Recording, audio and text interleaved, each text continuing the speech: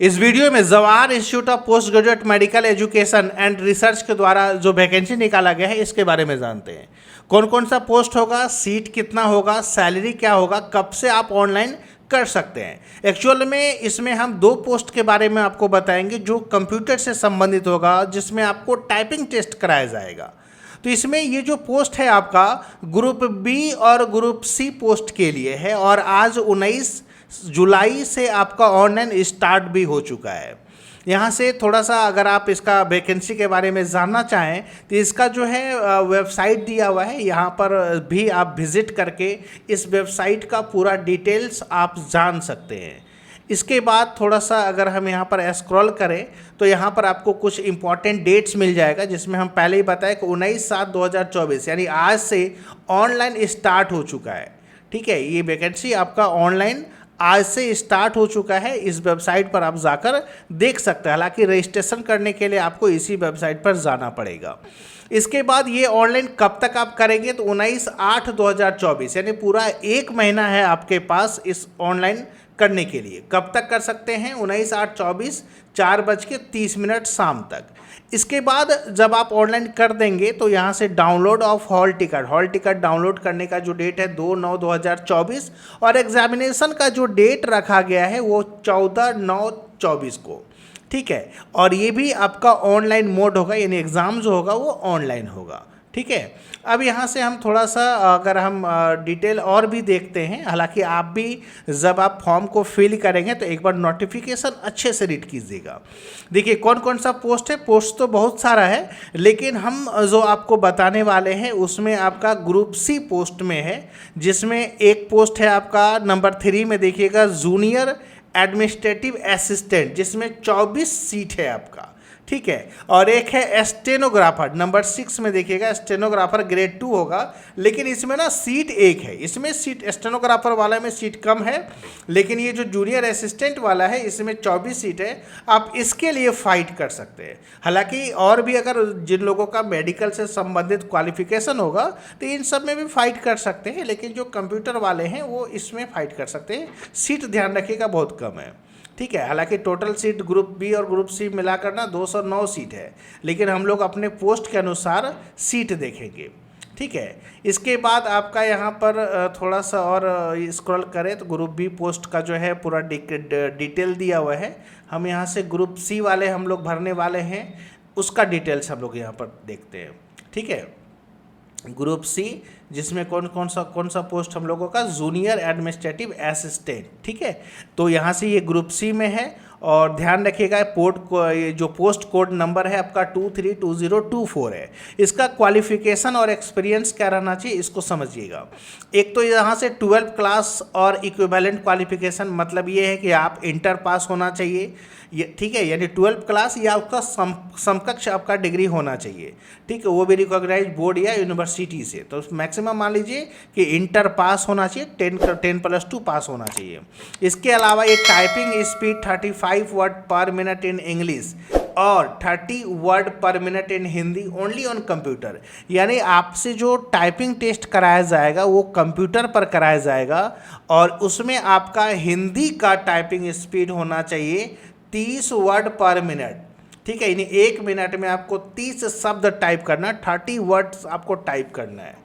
और इंग्लिश में तो पता है हिंदी की अपेक्षा 5 वर्ड ज़्यादा रहता है, तो 35 वर्ड पर मिनट, यानी इंग्लिश में 35 का स्पीड आप टाइप कर ले और हिंदी में 30 वर्ड पर मिनट 30 का स्पीड से टाइप कर ले। इसके बाद पे स्केल है 19,900। ठीक है, इसके अलावा पे लेवल 2 है और ये 7th CPC दिया हुआ है और एज जो दिया हुआ है वो 30 साल तक दिया हुआ है। और इसके अलावा अगर आप रिजर्व में है, रिजर्वेशन में है, तो फिर आपका एज शायद बढ़ जाए। ठीक है, वो भी हम देख लेते हैं, लेकिन यहाँ ध्यान रखिएगा सीट कितना था, 24 था, एज 30 साल है, पे स्केल आपका दिया हुआ है, टाइपिंग स्पीड इतना होना चाहिए, क्वालिफिकेशन आपका इंटर होना चाहिए। और हम इसी पोस्ट के लिए जो है ये वीडियो आपका बना रहे हैं। एक स्टेनोग्राफर वाला भी देख लेते हैं। स्टेनोग्राफर में देखिए सीट तो बहुत, एक सीट है, एक सीट से मतलब नहीं बनता।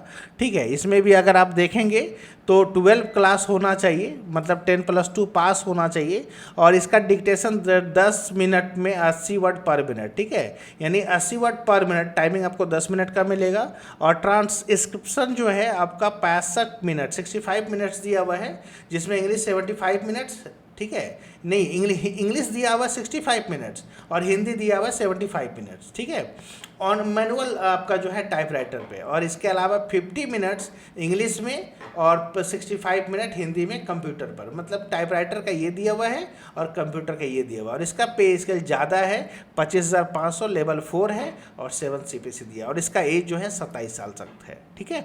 तो खैर इसमें सीट तो कम है, इसके लिए आप ज़्यादा दिमाग नहीं लगाइएगा, दिमाग लगाइएगा उसके लिए।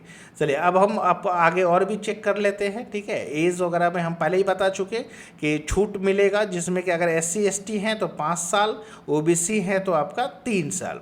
इसके अलावा इन सब कैटेगरी में भी अगर है तो कुछ ना कुछ सब में छूट आपको मिल जाएगा, ठीक है। इसके अलावा जो है ये दिया हुआ है कैटेगरीज वगैरह, ये सब आप रीड कर लीजिएगा, ठीक है।